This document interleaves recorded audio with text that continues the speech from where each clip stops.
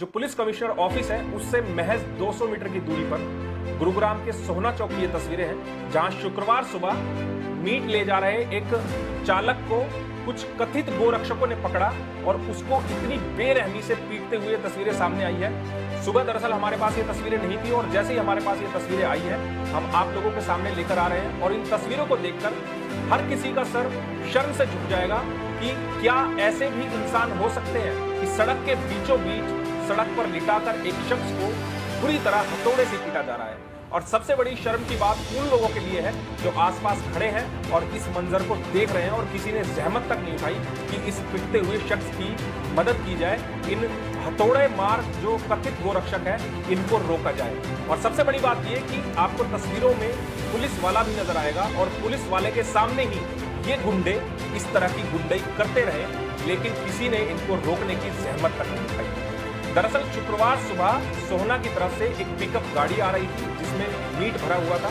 कुछ युवक बादशाहपुर से ही उनका पीछा करने लगे, उस गाड़ी को रोकने की कोशिश की गई, लेकिन जो गाड़ी चालक था वो अपनी गाड़ी को भगाकर गुरुगांव तक ले आया और गुरुग्राम के जो सोहना चौक पे मस्जिद है वहां वो जब पहुंचा तो इन कथित गोरक्षकों ने उस गाड़ी को रोक लिया, पकड़ लिया और इस चालक की, जिसका नाम लुकमान अब बताया जा रहा है, इसको गाड़ी से बाहर निकालकर इस तरह से पूरी बेरहमी से उसकी हथौड़े से पिटाई की जा रही है। उसके सर पर, उसके हाथ पर, उसके पैर पर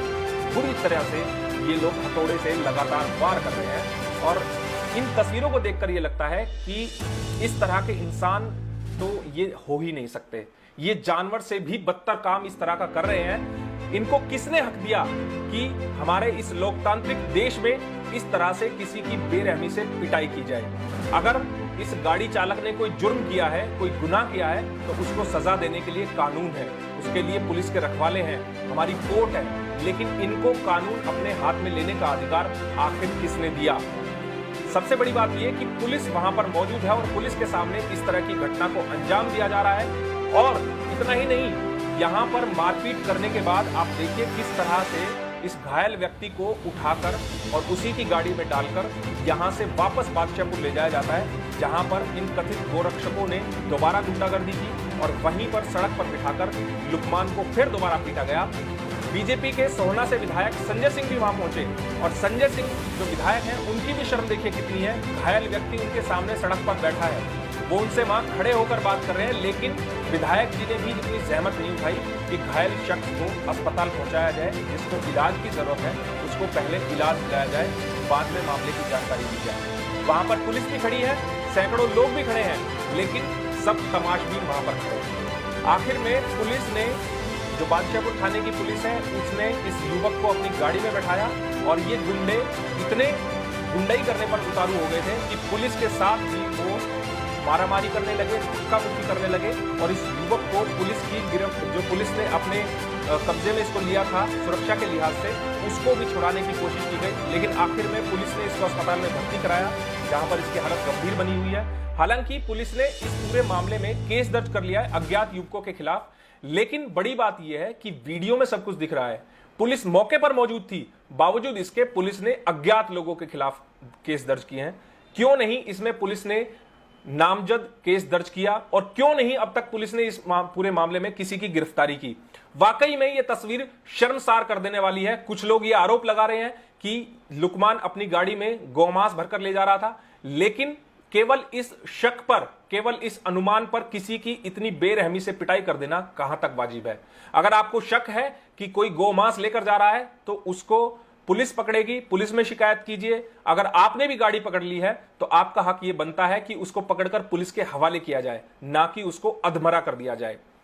पुलिस तय करेगी, सैंपल जब जांच होंगी उसके बाद तय होगा कि उसमें गौमांस था या किसी और जानवर का मांस था। यह आपको किसने हक दे दिया तय करने का कि किसी गाड़ी में अगर मीट जा रहा है तो वो मीट गौमांस ही होगा?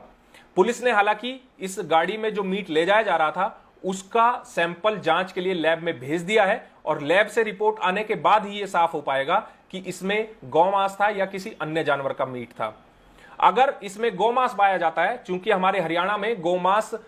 सप्लाई करने पर प्रतिबंध है, कानूनन अपराध है, अगर इसमें गौमांस पाया जाता है तो लुकमान के खिलाफ कानूनी कार्रवाई की जाएगी, कानूनी कार्रवाई बनती भी है। लेकिन यह हक किसी को नहीं है कि वो अगर कोई अपराध कर रहा है तो उसको इस तरह से शक के बिना पर ही इतनी बुरी तरीके से पीटा जाए और हथौड़े के सहारे कितनी बेरहमी से पीटा जा रहा है। इस खबर को पढ़ते वक्त भी खुद हम भी इतने गिलानी महसूस कर रहे हैं कि कोई इंसान इतना बेरहम कैसे हो सकता है, कैसे वो किसी इंसान को मारने पर उतारू हो सकता है। और फिर बाद में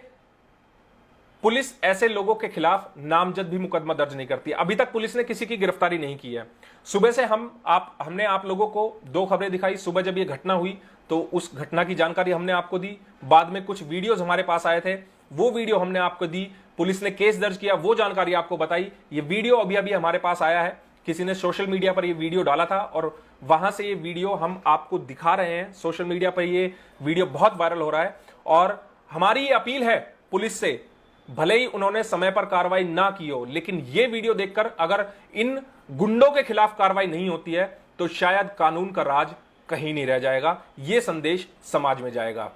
ऐसा करने का किसी को हक नहीं है कि किसी को बीच सड़क लिटाकर और हथौड़े से इतनी बेरहमी से पीटा जाए।